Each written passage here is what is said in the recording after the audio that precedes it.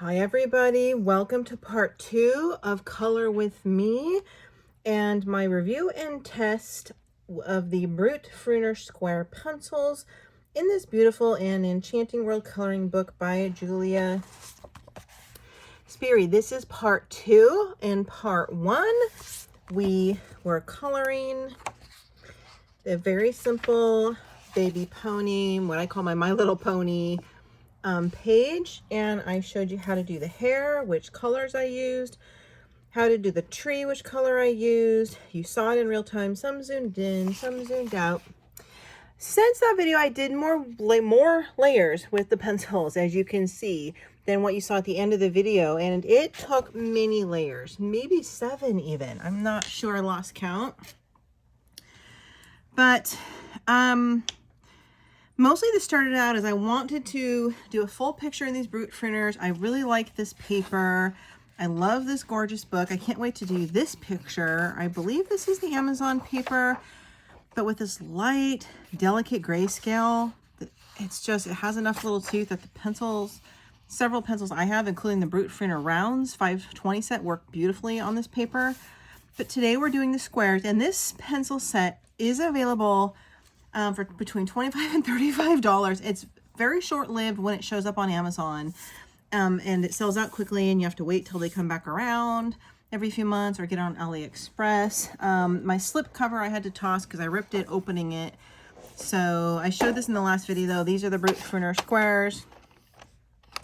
I can say that I use these two pencils for the hair and sharpened it a lot, and it's gone down a good amount, but I did many layers.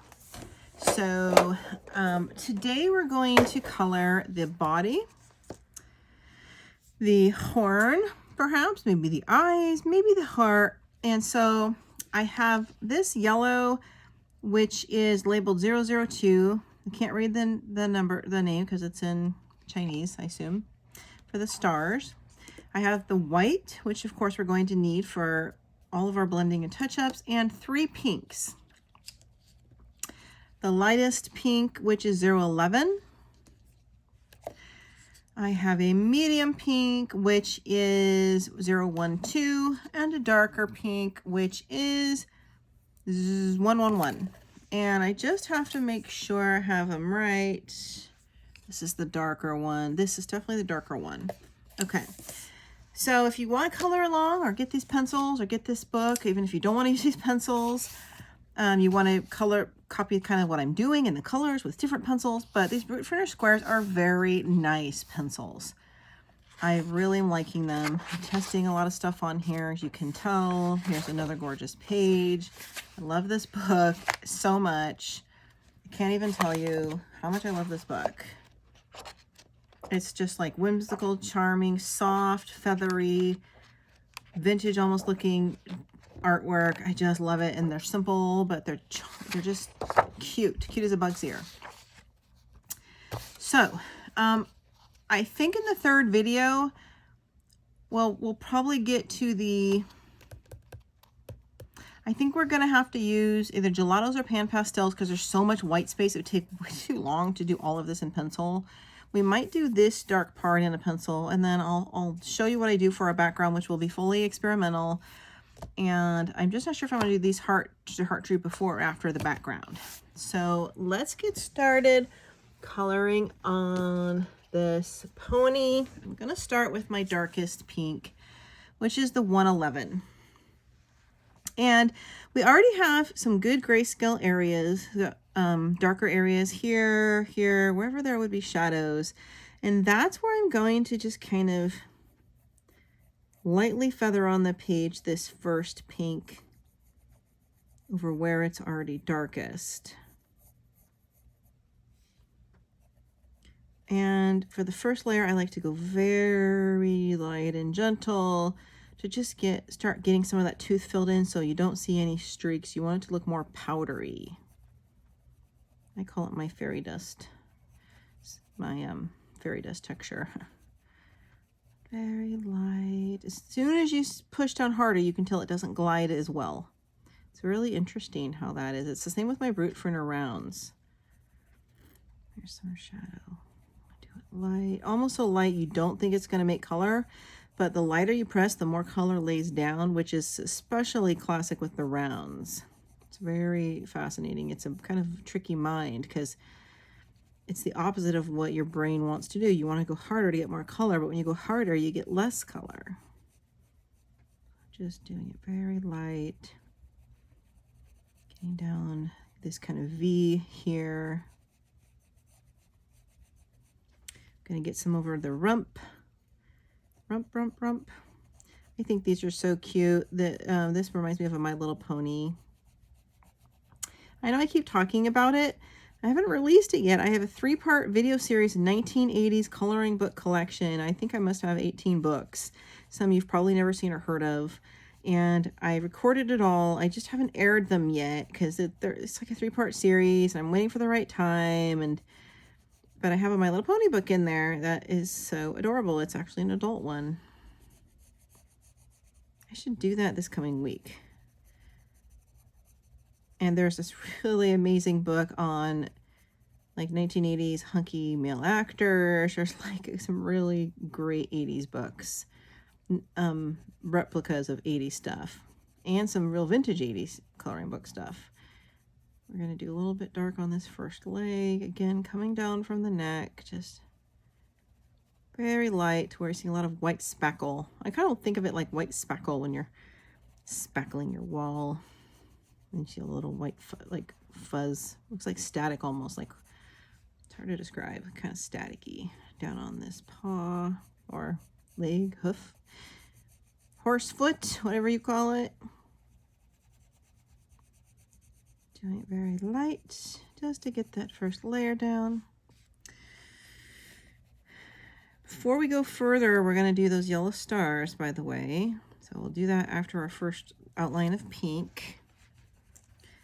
And we are going to do multiple layers of this pink. Okay, so let's go up here and do this top ear. I'm trying to keep it so gentle, like right there. I just put a little hard. Oh, there's fire truck, or is that cops? Someone's going by. I decided to open my window because it's the first day. It hasn't been hot enough still in September where I've had to have my air conditioner on. Got down, it's like 50 something out there, which is so nice. Like to open the window and turn off the air for a change, and it saves money. But now it's like you hear everything going on outside. It's nighttime, and it's Friday, so people are out there being morons. And our street is just one over from like a big main street. So it's like, yeah, when you open the window, you hear honks, and there's like a baseball field across the road and a park. I did not buy this house or choose it, so don't blame me. Just doing all this nice first light layer around the shadowy areas, around the face where you see a little darker grayscale already there, a little bit into the cheeks, down by the chin, and this darker area on around the pony's neck. Eventually we'll go in and do quite a bit darker there. A little bit around the eyes, very gentle and soft. These square pencils do fit really well in my Jar Link electric sharpener, which I love, and keep it right next to me. But these Brutfuners do go down pretty quickly. I do think these lay down more like an oil pencil, like with layers instead of blending.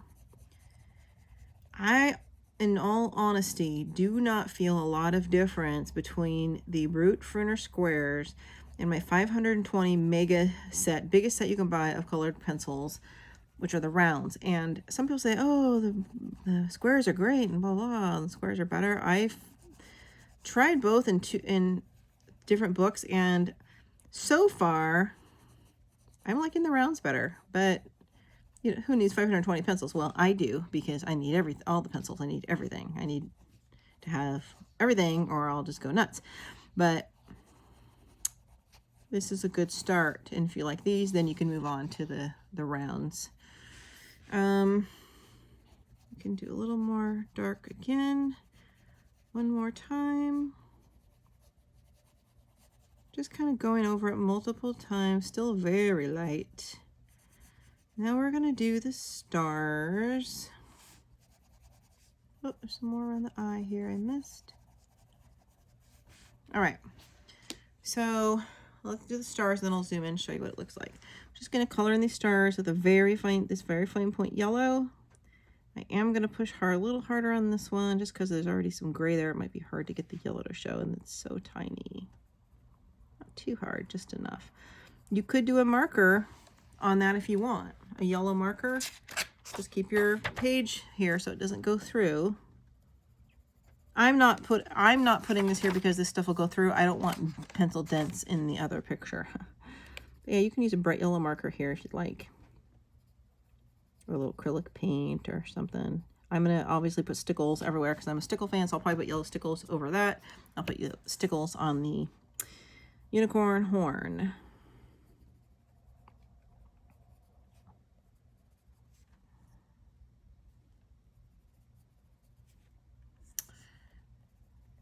Just go over it a few times so that way we don't have to try to go over pink with it if we get pink on the star. So I'm gonna have to try to be careful there, and in the end I can touch it up with acrylic paint.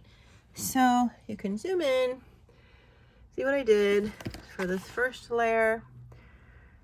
See how it looks like it's kind of just like feathering and like a little like speckle and little dust, looks dusty. That's just my first light layer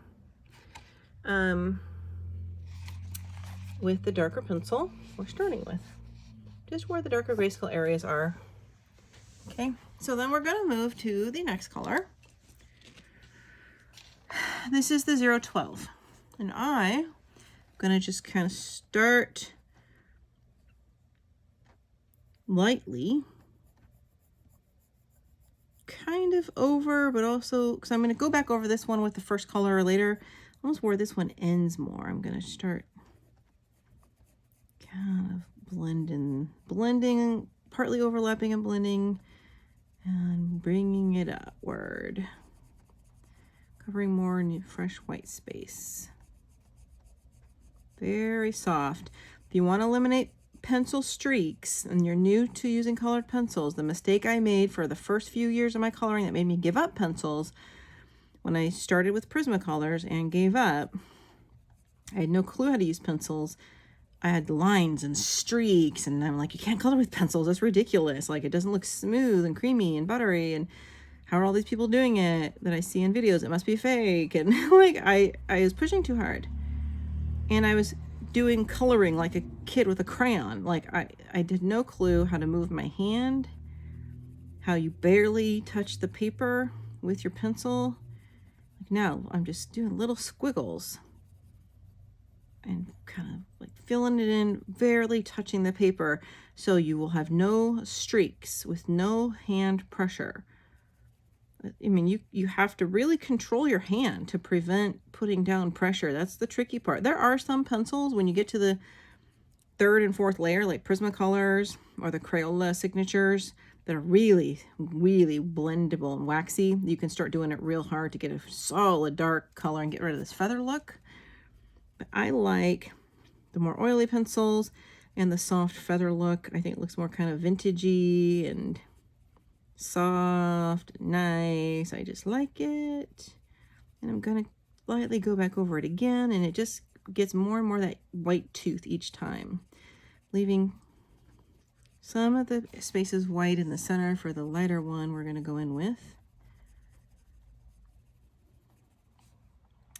Let's bring this over down. I'm just kind of like doing little circles, you know, just like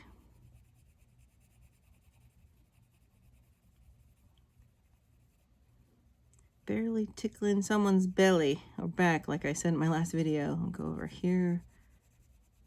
I mean, you can start to move your hand up in more swift back and forth motions. The trick is to control your wrist.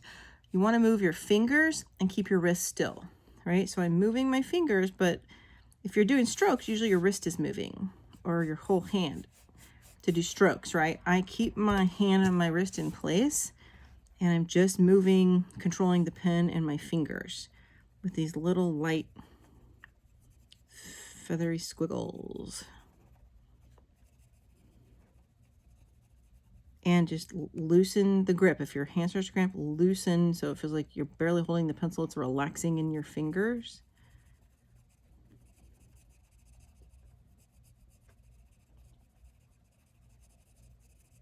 The thing is, using pencils takes a lot longer to complete a page, and this is why I love my markers, my gel pens,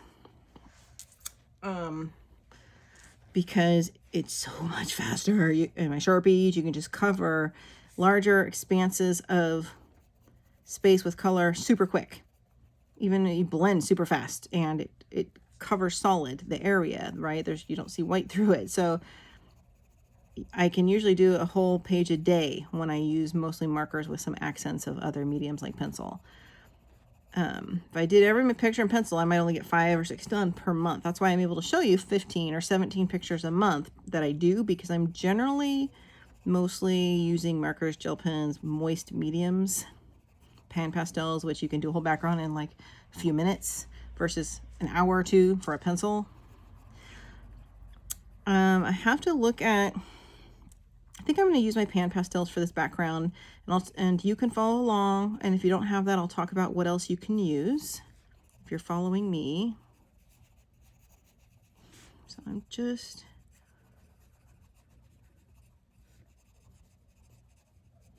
going in, but not all the way down to where that other pink was.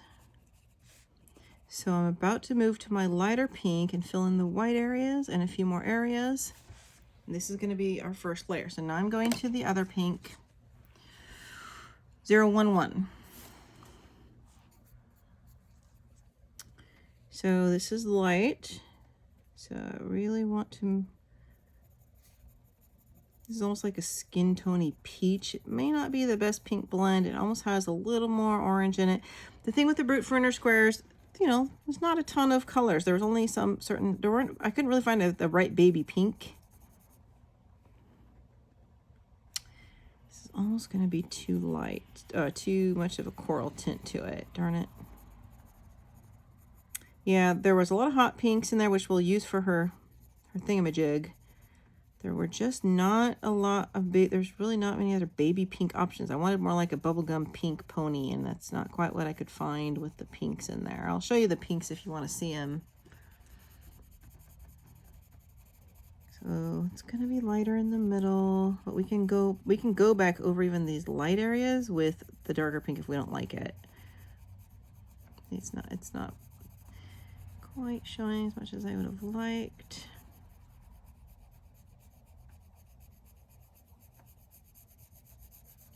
It's okay. It's okay. Let's go up here. It almost looks like a skin tone, almost.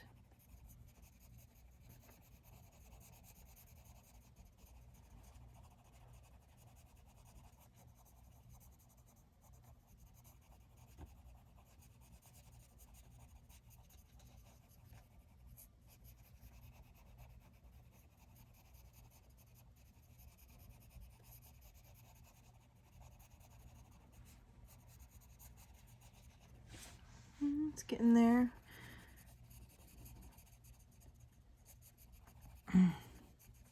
Just thinking about my son right now and the whole divorce custody thing going on. If you guys watched my video with my mega surprise, my enchanted color book review and my mega surprise gifts I got from my son, which are my gigantic full entire Copic Chow set and the other giant marker set. I talked about my son's divorce case with his infant son and how she left him. My son stole the baby and vanished when the baby was only 11 weeks old, and they'd been married 10 years, and the whole drama behind all that, and how I had to sell all my dolls to help him get a lawyer. The cluster cacophony kind of continues today. I try not to think about it, but I keep thinking about it. Darn it. I'll tell you what happened, but first let's get back to the darkest, which was the did I mix them up? Yeah, No. Yeah, the darkest was the 012, as I recall. I'm going to give it a little sharp.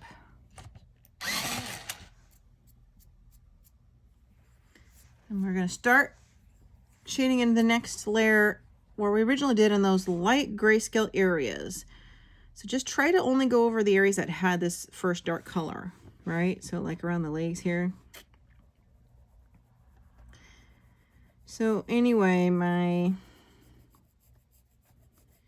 the judge ordered for now, temporarily until their big court trial in December, my son won his visitation every week from like Sunday at noon to Tuesday night. It has to be over at my house because he lives out of town and the baby's too young for him to take him out of town. So he has to come here because I live in the same town that they do. My grandson and soon to be ex-daughter-in-law lives where she fled to, which we found out. So I'm just going back over it again.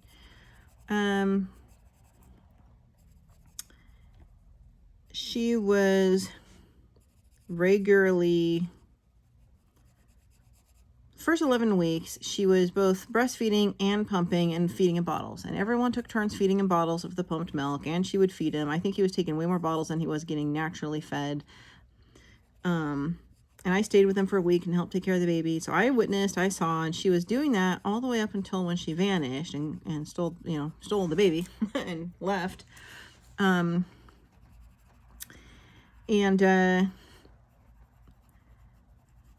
Suddenly when they got to their first court trial, when she had to sue her for custody and visitation and all that, and once we figured out where she was,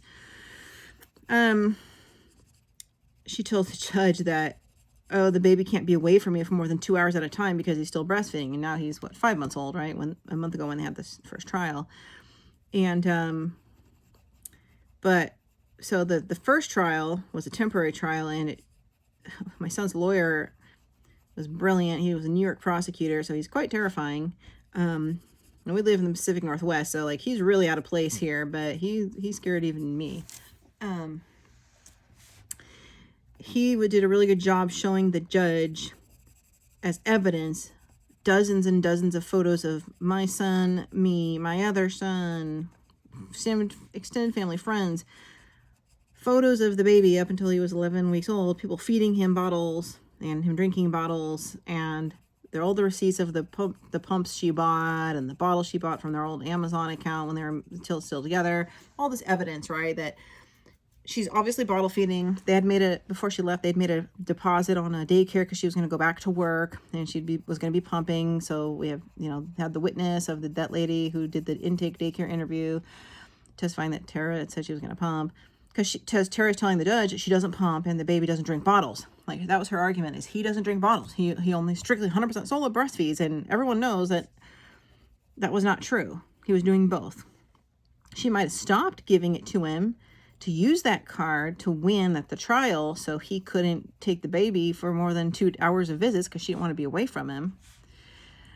Because, it took like 2.5 months from when she left before we could get that court trial. But anyway, so he didn't get to see him for 2.5 months. So anyway, the judge, I guess the lawyer did a really good job proving that she was full of caca because my son won the, 2.5 days visitation when he gets to take the baby. And of course, the daughter-in-law of mine jumped out at the judge and said, no, you can't do that because the baby's still breastfeeding. And the judge said, well, I guess you're just going to have to pump. My daughter-in-law said, well, I don't do that. I don't pump.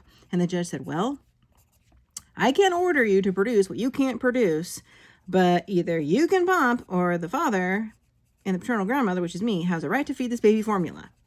So she went like dead quiet after that. So yeah, so now suddenly when she, we've had three visits over so far when he's been staying here and I help him with the baby because he never got much experience with the baby because he was only 11 weeks old when she left and he was working 2 jobs, so he didn't get to be around much, Okay, so I'm moving into the medium pink now, and that's going to be the 111. I did a lot of layers of going around, so now I'm going to blend this in. Let's give it another sharp. So, what was I saying? So anyway, she showed up with her entourage of guardians for the drop-offs and her witnesses to witness the drop-off exchanges at the curb with the baby with frozen breast milk bags in a Ziploc. All of a sudden, and bottles, and, you know, of course, it actually was a little hard the first visit to get him to take the bottle very much, because I think she really did stop giving it to him during the court trial, so it would be authentic that he really only breastfeeds and doesn't use the bottle.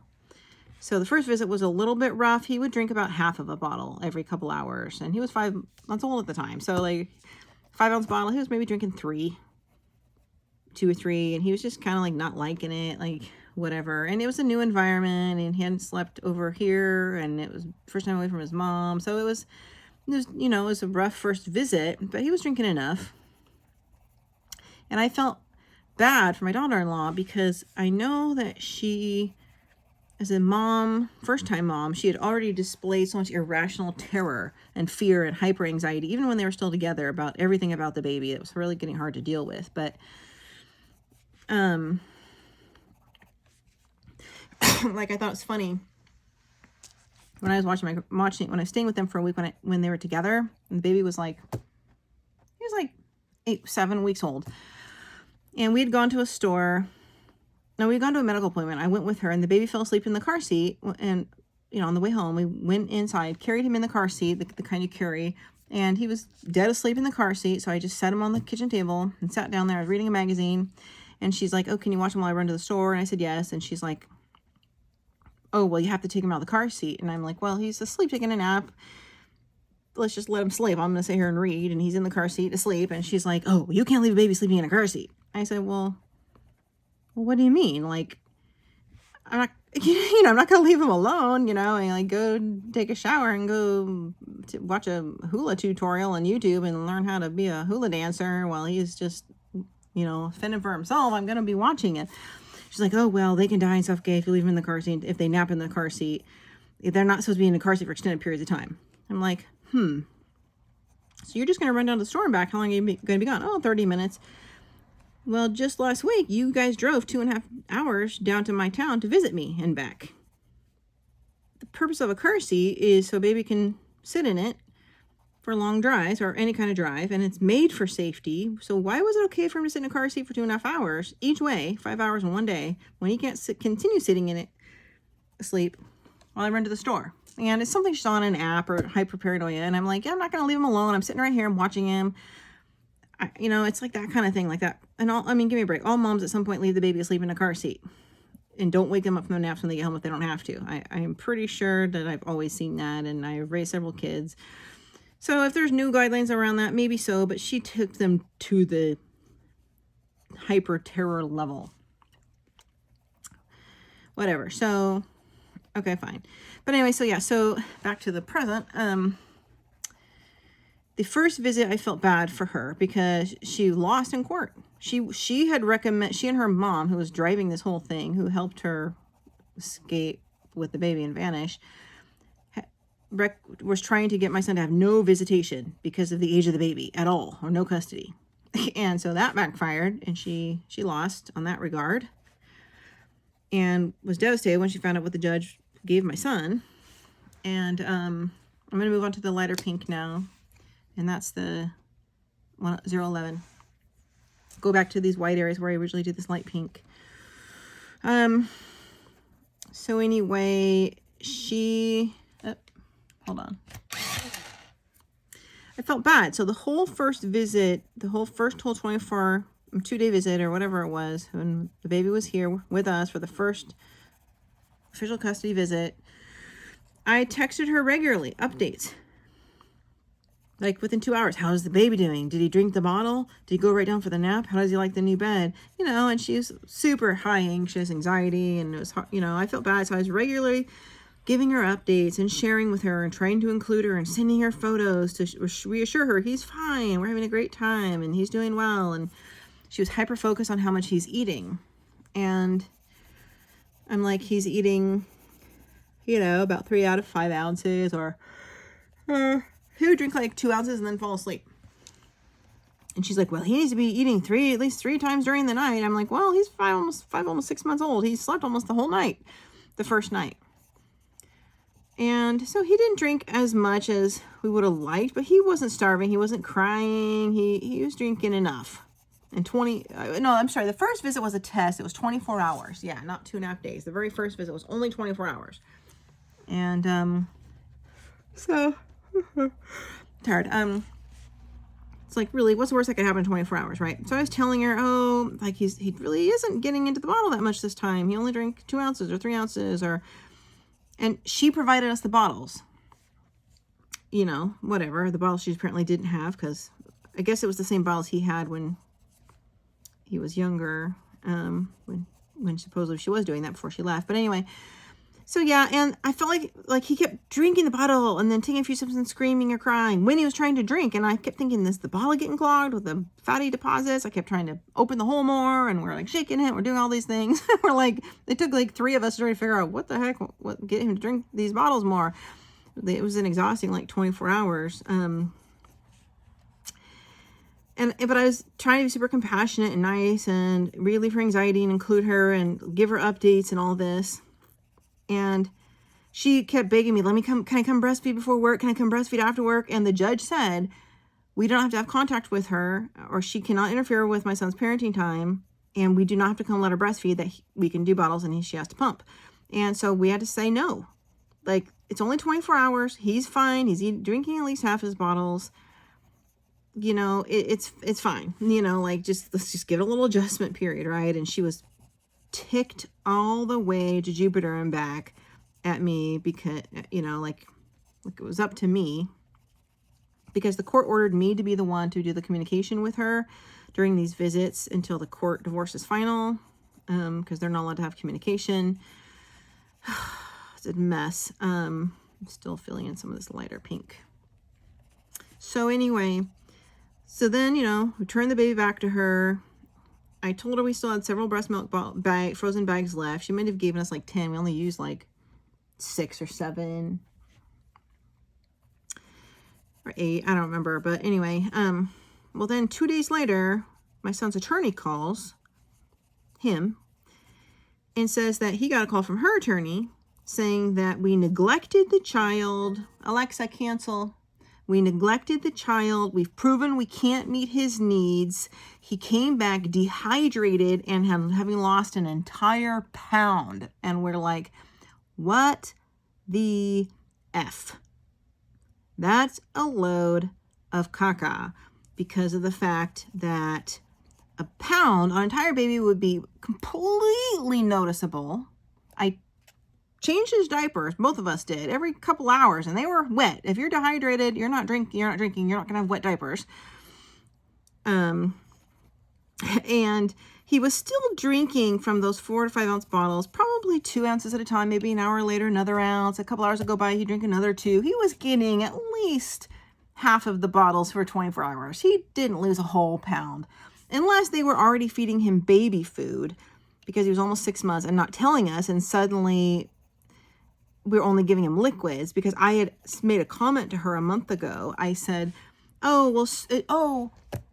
before, if my son was granted the custody, when we had a temporary 2-hour visits, I said, well, soon it won't matter if you pump or not, or if you provide us milk or not, because he'll be eating solid baby food. She's like, oh no, you can't. He has a medical condition and I can't, you're not allowed to give him solid baby food, a jarred baby food, until I get a sign off from the doctor. And I can't get an appointment for several months until he's at least 8 months. I'm like, doesn't he have to have a 6-month-old checkup? And she's like, oh, like he has to have a doctor sign off before we can start giving him baby food. I'm like, I've never heard that before.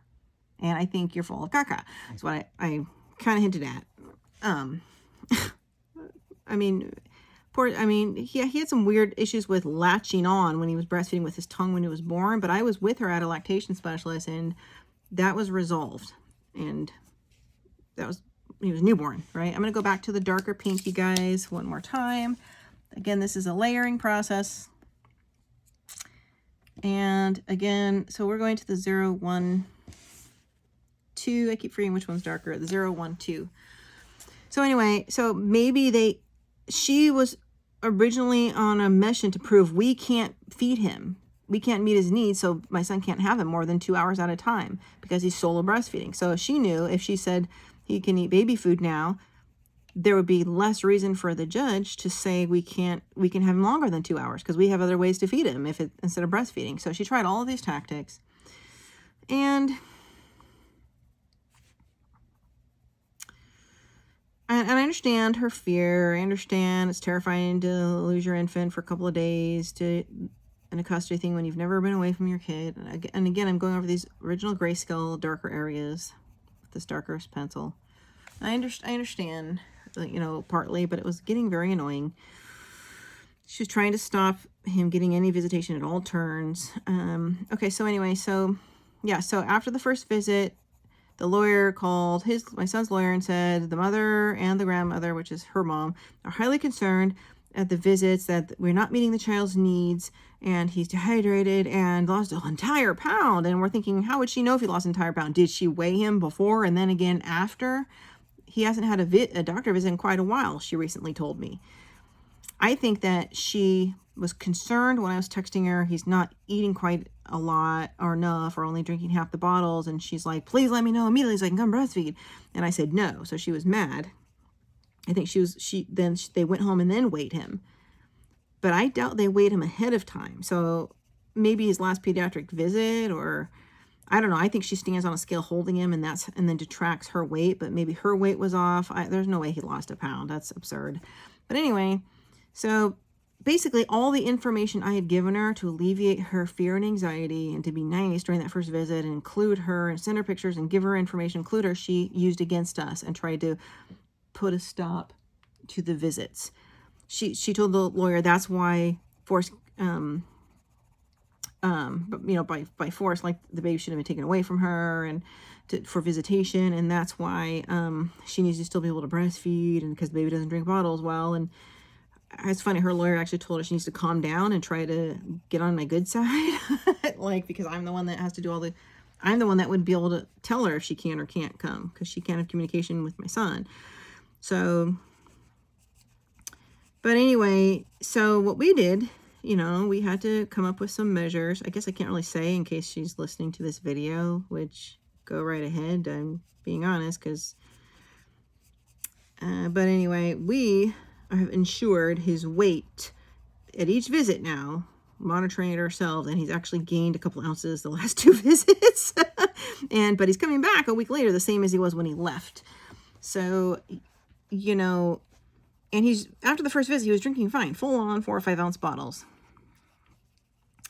So my point is, see, I'm building these layers. See how it's getting just naturally darker and darker, but I'm still doing it very light, but I'm just going over and over and over, and I'm kind of enjoying it. So anyway, and this was, you know, the first visit was a couple weeks ago. She basically stabbed us in the back and tried to sabotage the temporary visitation parenting plan the judge gave, and twisted around on us because I shared information with her trying to include her or be nice, and so I had to stop speaking to her.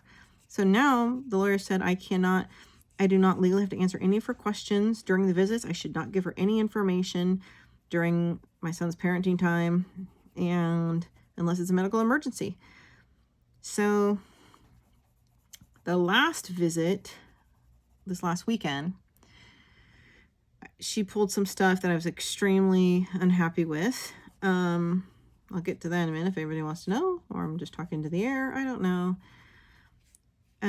Again, due to her hyper anxiety, but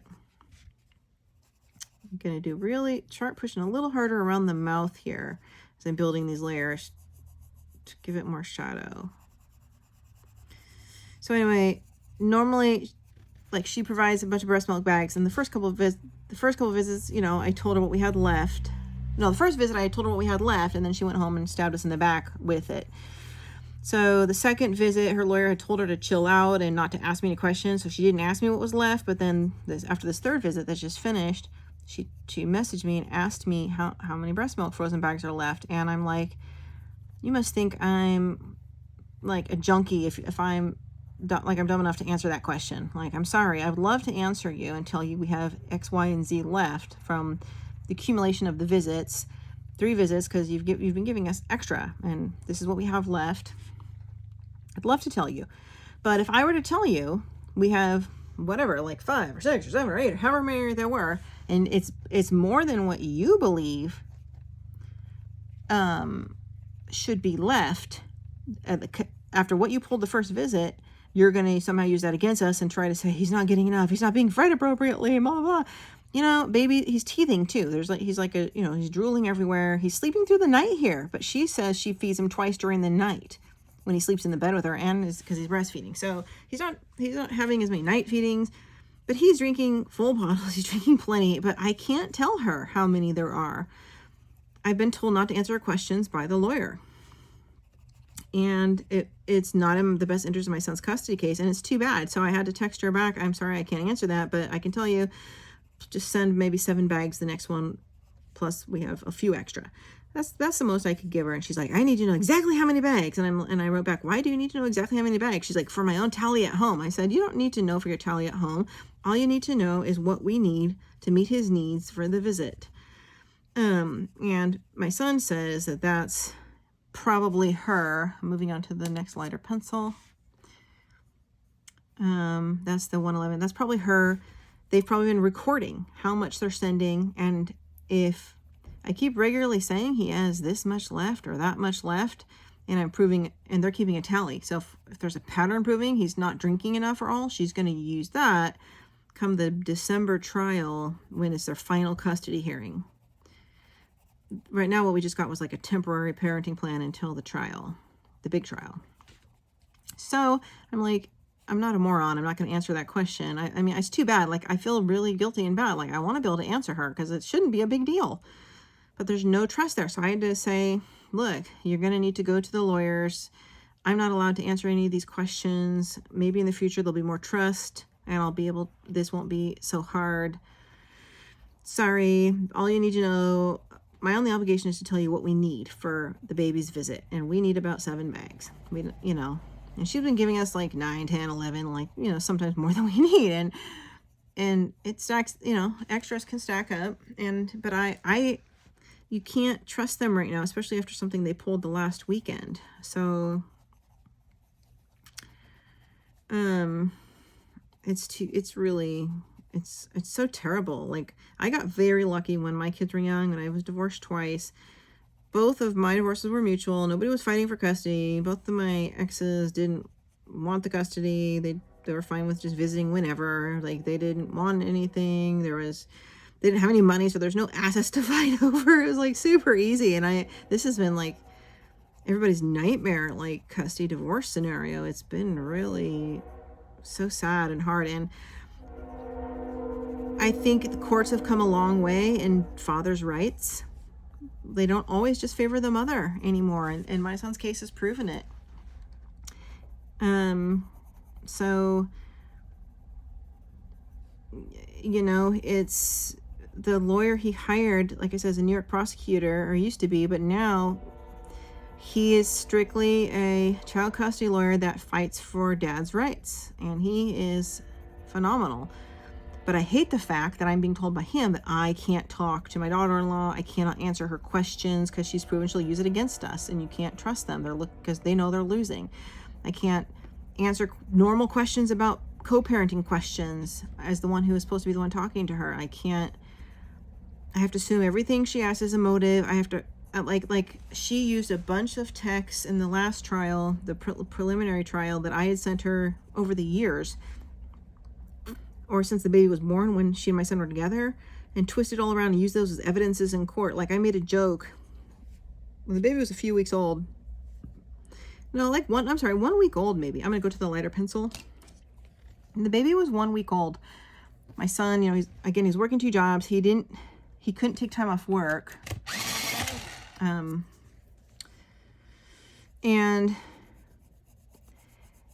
the baby had like, he finally decided he's going to change the first, poopy diaper, right? He's like, I've never changed a poopy diaper in my life, but I'm going for it. Like, so he goes into the changing table to change the baby at like 3 a.m. The changing table was like backed up against the wall, like this way. So when you lay the baby down, the baby's like this, and the wall's right here. And, he had the diaper off, and he was doing the wipes. And as he was wiping, like the baby decided to go some more, and it was like a blast attack from outer space. It was just like a, you know, and like the poo just sprayed the wall, sprayed all over his hands and arms, his shirt, and it was like the first poopy diaper he's ever changed. It was traumatizing to him. It was like, that was his first diaper experience. And, you know, I tried to tell him, look, that was the worst it could be, so it's only uphill from there. That's what I tried to tell him. Like, now you know the worst of it. But it traumatized him for like a week. He's like, I'm not doing that again. Like he was having like a hard time getting himself to do the diaper because, you know, he was still trying to get over it. And plus he wasn't around a whole lot. But so then I had texted my daughter-in-law. I'm like, hey, did my son, I'm like, did he get in there and do another poopy diaper yet? And she's like, no, haha. I think he's afraid. And I said, yeah, you're just gonna have to hand the baby and tell him to just do it. Like, he's probably not going to volunteer unless you just make him do it, you know, and because he's, you know, like he got a little intimidated last time. And then she's like, she made some joke, and I wrote back a joke. I said, haha, he probably thinks it's the mom's job to change the diapers, LOL, like a joke, right? Well, next thing you know, a few weeks later, she leaves him, and next thing we know, we're in court, and I'm a prime witness, and one of the texts that was shown to the judge was her lawyer called me out on a text saying that I told her that I believe my son thinks it's a woman's job to change diapers, and therefore that shows he's could be an unfit parent for a newborn. And I'm like, are you stinking kidding me? That was a joke. That's what we're dealing with. This kind of stuff is what we're dealing with, and it was a total joke. Like, because they didn't really have anything to explain. She was in hot water for basically stealing the baby and vanishing. My son went to work that day. Everything had been fine. I mean, there's more to the story, but I can't say all that on here. But he went to work. He always comes home for lunch. Kissed her goodbye. Everything had been fine. Fine the night before. I think the day before they got out to breakfast together with the baby. I have photos. That was the last photo she posted on her Facebook. And came home for lunch, and the house was cleared out. Or half of it, at least. Baby, they vanished. No note. Furniture, baby stuff gone. Drawers overturned. Everything, passports were taken, everything was done. She abandoned all her animals, all three, both golden retrievers and her cat, and vanished. And for days he didn't know where they were, what happened. He was so confused. He had to call the police. And then, you know, she served him with papers after that and was hiding from him because she didn't want to have to share the baby with him. And she never even said goodbye after 10 years of marriage. It was awful. Like, poor son. But anyway, so yeah, he had to find her, or like he couldn't really, but he was able to contest the divorce and custody, and that's fine. He doesn't really care where they are. He just wants to see his son. But so anyway, I think I've done enough for now. I'm gonna probably do one more layer off camera or two, so it gets as dark as these two, but I'm going to zoom in what I've done for now and show you how many minutes am I at. Oh, yeah. So we're still got so it took a long time, but we still got a lot of that feathery look, that feathery baby look, I call it, compared to, it is darker in the hair in the tree where I did quite a lot. So that took all this time to do the pony body, and I've been babbling for 48 minutes, but I'm gonna do one more layer and try to get a little more of that white filled in. And then what I'm going to do, and I'll just do it on the ear to show you. Hold on.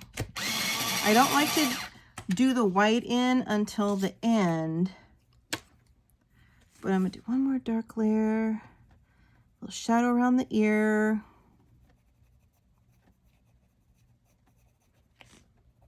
One more, a little bit darker this time because we have enough layers where a little bit harder is gonna not leave streaks at this point because we have so many layers.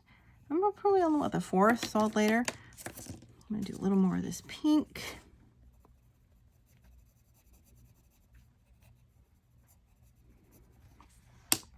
Now I'm gonna use the white. And I'm going in with my white now, very lightly, to give it the softer look, to kind of blend these colors together. It makes the little feathery bits, as I call them, the little sparkly dust bits, look more natural when you fill over it with the white pencil, and it kind of covers some of that up too. I'll zoom in and show you this. Not sure what I'm going to do with the inside of for the inside of the ear. I'm just going to take, I think, this lightest pink, the 011. I'm just going to do inside of the ear. These pencils you do need to keep pretty sharp and not let it get too blunt if you're doing the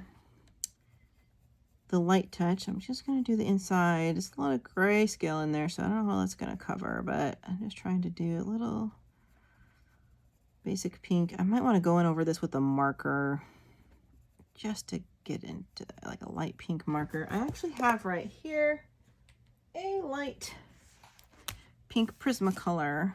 Well, is that too dark? Might not. I'm gonna, oh no, is that the lavender one? I'm sorry, not Prismacolor. These are my Copic Chows. Yeah, I'm gonna go over this pink pencil with my Copic Chow, and you can see it's going over it fine. Usually you do markers under and pencil on top, but it went over it fine, just I can get that filled in faster. And that's fine. Inside of the ear. You can use any very pale pink marker if you want. I might actually do that with the mouth. That's gray. I'm gonna go in here. It's not gonna look pink. It's gonna look just kind of blacker. I can do the tongue. I might want to do a little red on the tongue.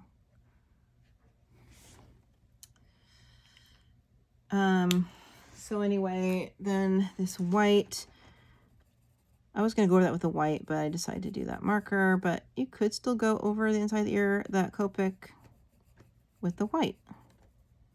I'm going to let it dry a little more first, but, so let me zoom in and show you how it kind of looked once I did the white. Let's do the white over here too. But the rest of the pony, I'm going to do one more layer.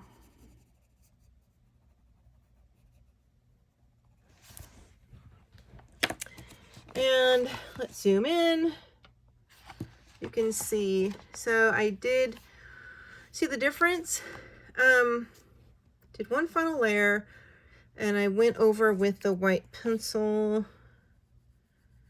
lightly, and it just softens it and fills in all the white, rest of the white tooth. So it's more like like just smooth.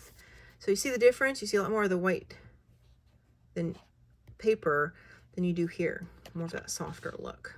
And that's from the Copic in there. So I'm just going to finish the pony. And in the third video, we will do, apparently since these pencils take forever, so thanks for sticking with me in real time, we're going to do the horn, the hooves, collar, maybe this big heart. I'm thinking I'm going to do a couple hearts in these Brutfuner squares, but I'm going to do some in markers, like my Copics, or something you might have, like an inexpensive marker, and just to get the color down faster. Maybe not, but this looks really pretty good. This is all pencils, as is the hair, so you just need to keep going and going. You can get a lot of layers in with this. So thank you for watching. I hope you enjoyed the video, and stay tuned for part 3. But you can call along with me and listen to my babbling chat, or not. And I hope to see you in another video.